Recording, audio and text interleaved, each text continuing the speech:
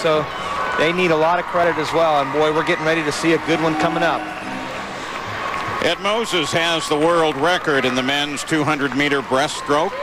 The final is coming up. And here, Brendan Hansen of the United States, there he is the class of the field.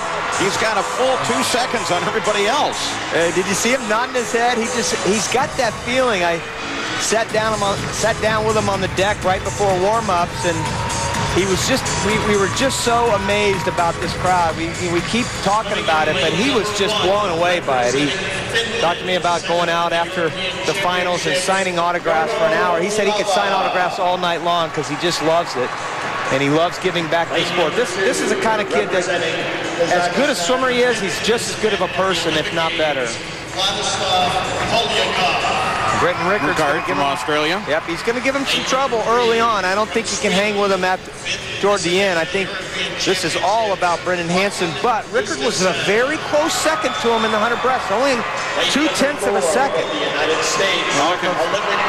silver and gold. Listen to that. And he is a big USA guy. I'm telling you, he is one heck of a Go USA guy. And you can see those Olympic rings on his shoulders. Bleeds red, white, and blue. You know, from Longhorn, Texas. I know that's a bit of a cliche in saying that, but he really does bleed red, white, and blue. You see the rings on his back. As you mentioned, went to the University of Texas, finished his senior year last year, swept both breaststrokes for 4 straight years. He won the 100 and the 200, 4 straight years at Texas. Part of that great contingent, Ian Crocker, Aaron Pearsall. 3 of those 4 swimmers are on the medley relay this past summer. And he has a great charisma. I mean, he's the kind of fellow who your eye picks him out instantly. He when you saw him a moment ago, walked over and kind of patted the starting block. The crowd loved it. He gives it energy. He really does. This is going to be all him. I don't think there'll be some people close to him at the 100, but from there on, it'll be clear sailing for Brendan Hansen. Jim Piper up in lane 7. Keep an eye on him, though. 2:06.6 coming in. If he goes that time again, he'll be close to a medal. He's up in lane number 7, the dark horse of this event, I think. Hansen of the U.S., lane 4. 200 breaststroke, 8 lengths. Polyakov in lane number 2. He was 3rd. You see him right in front of me with that black cap. 2nd from the bottom. He's also a good speedster. He was 5th in the 200 breaststroke in Athens. There you see Hansen to the right, Rickards to the left. Now Rickard was actually faster than Hansen was in the prelims at the 100. He was about 0.2 of a second faster than Hansen, and he's faster here at the 50 as well. Australia's Rickard gets to the wall first, but just barely.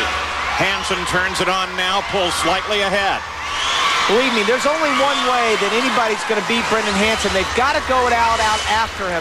Nobody can be able to hang with Brendan Hansen at the end. You see him to the right there. What a great stroke he has. Look at that.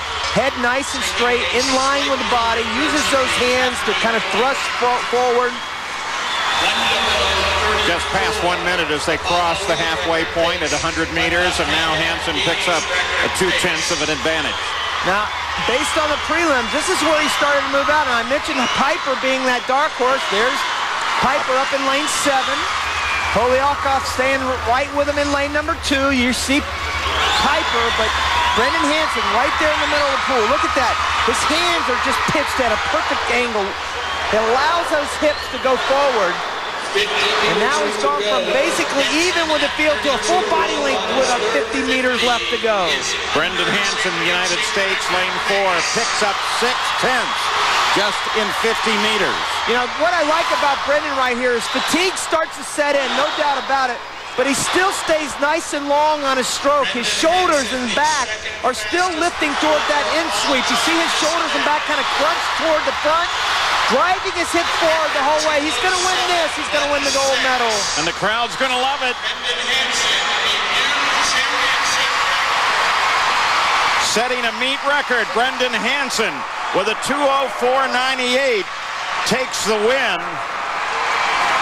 Jim Piper of Australia in lane 7, you pointed him out, comes home in 2nd. And Polyakov comes home 3rd. But a new meet record for Brendan Hansen. It's a red, white, and blue night so far. I got to believe that Brendan Hansen's very happy with that swim. Boy, he's just so good off the walls. You know, he's the world record holder in the 100 and 200 breaststroke long course as well. Bronze medalist from this event from Athens. But watch him when he comes off this wall. So nice and tight, such little resistance. He's constantly finding new pitches and angles with those hands and those feet. Look at those ankles come flying up to his butt and then fly back. Oh, what a pretty stroke. Constant propulsion is moving forward. See that propulsion he creates from his in sweep when his hands come inward? And then it thrusts out to the finish and drives forward to the end. Great length in the water, head nice and still, doesn't drop too soon, drops with his shoulders. He is just textbook perfect. Flying ankles to his butt. I love your technical analysis. That's good stuff. Craig Hummer's now poolside, and Brendan Hansen has a gold and a record. He does indeed, Paul Brennan. I caught you lip syncing. Are you ready for this before the start? And certainly you were. Did you feel like you got in a groove in that race tonight? Definitely. I felt a lot more comfortable in the 200 than I did in the 100 last night. So went out there and had a great race, fed off this awesome crowd, and had an awesome time. Highlight this crowd a little bit. This is certainly the loudest we've heard it of these championships. You got the USA chant going. You can see red, white, and blue everywhere, can't you? Absolutely. I mean, when the crowd erupts when they hear your name like that, all I got to say is there's got to be more meets like this in the United States. Great job again. You're 2 for 2. Thank you. Yeah, FINA and the Indiana Sports Corporation have really figured